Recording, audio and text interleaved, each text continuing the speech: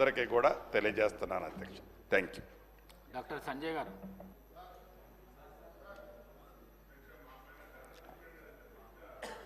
ధన్యవాదాలు అధ్యక్ష. ధన్యవాదాలు అధ్యక్ష. కొద్దిగా మీరు ఈ టైప్ చూడట్లేదు అసలు. ఫైనల్ ఇచ్చినందుకు థ్యాంక్ యూ అధ్యక్ష. రెండే ప్రశ్నలు అధ్యక్ష, స్ట్రైట్గా సూటిగా ప్రశ్న అధ్యక్ష. 15 నెలలైంది అధ్యక్ష. 15 నెలలైంది శాసనసభకు వచ్చి అధ్యక్ష. టీయూఎఫ్ఐడిసి అంతకుముందు కేసీఆర్ గారి ప్రభుత్వంలో నాకు 2 మున్సిపాలిటీలు ఉన్నాయి అధ్యక్ష. మెట్టుపల్లి రూరల్ కాన్స్టిట్యున్సీలో 2 మున్సిపాలిటీలు ఉన్న అతి తక్కువ కాన్స్టిట్యున్సీలో నా కాన్స్టిట్యున్సీ ఒకటి అధ్యక్ష. 2 కాన్స్టిట్యున్సీలకి 15 కోట్లు అప్పుడు శాంక్షన్ జరిగింది అధ్యక్ష. గత 15 నెలల నుంచి నా చెప్పులు అరిగినాయి అధ్యక్ష, షూస్ కూడా అరిగిపోయినాయి అధ్యక్ష. కానీ ఒక్క రూపాయి కూడా రిలీజ్ కాలేదు అధ్యక్ష. దయచేసి మీ ద్వారా ప్రభుత్వాన్ని కోరుతా ఉన్నాను, ముఖ్యమంత్రి గారిని, ఎందుకంటే వారే మున్సిపల్ అడ్మినిస్ట్రేషన్ మినిస్టర్ కాబట్టి, సేమ్ టైం ఉప ముఖ్యమంత్రి గారిని కూడా కొద్దిగా కరుణ చూపెట్టాలి మా కాన్స్టిట్యున్సీ మీద. ఎందుకు అంటే అధ్యక్ష, రెండోది ఆరోగ్య శాఖ మంత్రి గారు కూడా ఇక్కడ ఉన్నారు కాబట్టి వారు ప్రతిసారి వారు సంతకం చేసి పెడతా ఉన్నారు. మా హాస్పిటల్ అధ్యక్ష పెచ్చులు ఉడతా ఉంది మెట్పల్లిలో, వారు సంతకం పెడతా ఉన్నారు కానీ ఉప ముఖ్యమంత్రి గారు దానికి శాంక్షన్ ఇవ్వట్లేదు అధ్యక్ష. దయచేసి హాస్పిటల్ చాలా క్లిష్ట పరిస్థితిలో ఉంది మెట్పల్లిలో అధ్యక్ష. చివరికి అధ్యక్ష, మూడోది నిన్నగాక నిన్న మళ్ళీ ఉప ముఖ్యమంత్రి గారే మొన్న ఏం చేశారు అధ్యక్ష అంటే, వారు అసెంబ్లీని డిస్ట్రాక్ట్ చేయడానికి చాలాసేపు గంట సేపు రుణమాఫీ గురించి మాట్లాడినారు. పర్వాలేదు. అయితే ఏం జరిగింది అధ్యక్ష అంటే, మా దగ్గర మొగిలిపేట అనే గ్రామం ఉంటుంది అధ్యక్ష.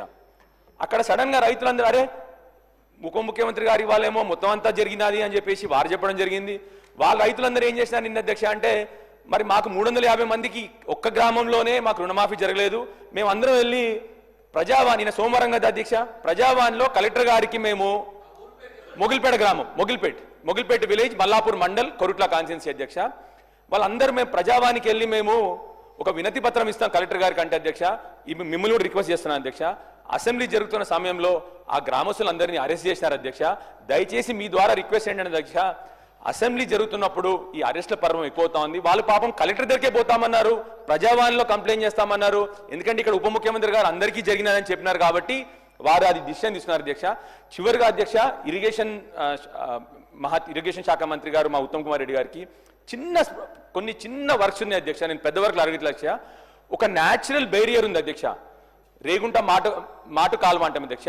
అది ఏమైంది అధ్యక్ష అంటే, న్యాచురల్ బేరియర్ వాటర్ ఒక 2000 ఎకరాలకు పోద్ది అధ్యక్ష. అది గ్రాడ్యువల్ గా టైంతోని అది కొద్దిగా డిస్ట్రాయ్ అయింది అధ్యక్ష. దానికి మళ్ళీ మీరు ఒక 2 కోట్లు పెడితే బ్రహ్మాండంగా 2000 ఎకరాలకు నీళ్లు మా రేగుంటకు కానీ అక్కడ చివరిన వేంపల్లి గ్రామం కానీ 2000 ఎకరాలకి ఆయకట్టుకి మళ్ళీ నీరు వస్తుంది. కాబట్టి మిమ్మల్ని అడిగేది, మేము కోరేది చిన్న పనులే అధ్యక్ష. దయచేసి ఉప ముఖ్యమంత్రి గారిని మళ్ళీ ఒకసారి కోరుతాను, మా కాన్స్టిట్యున్సీ మీద కరుణించండి. చాలా వరకు 15 నెలల నుంచి అన్ని సగంగా పనులు అయినవి అన్ని కూడా ఆగిపోయి ఉన్నాయి. దయచేసి మిమ్మల్ని మళ్ళొకసారి రిక్వెస్ట్ చేస్తున్నాను, మా వర్క్స్ అన్ని కంప్లీట్ చేసేటట్టు మీరు ఈ వచ్చే బడ్జెట్ లో అన్ని పెడతారని చెప్పి ఆశిస్తా ఉన్నాను అధ్యక్ష. థ్యాంక్ యూ అధ్యక్ష. గౌరవ మంత్రి గారు. అధ్యక్ష, గౌరవ శాసనసభ్యులు 4 విషయాల మీద మాట్లాడడం జరిగింది అధ్యక్ష. టీఎఫ్ఐడిసి ఫండ్స్ గురించి, హాస్పిటల్ డెవలప్మెంట్ గురించి, రైతు రుణమాఫీ గురించి, అదేవిధంగా ఇరిగేషన్ గురించి అవన్నీ కూడా నోట్ చేసుకోవడం జరిగింది అధ్యక్ష. సంబంధిత అధికారుల నోటీస్కు తీసుకుపోయి వాటిని పరిష్కరించే దిశగా మేము ప్రయత్నం చేస్తామని తెలియజేస్తాము. దానం నాగేందర్ గారు. ఇస్తాను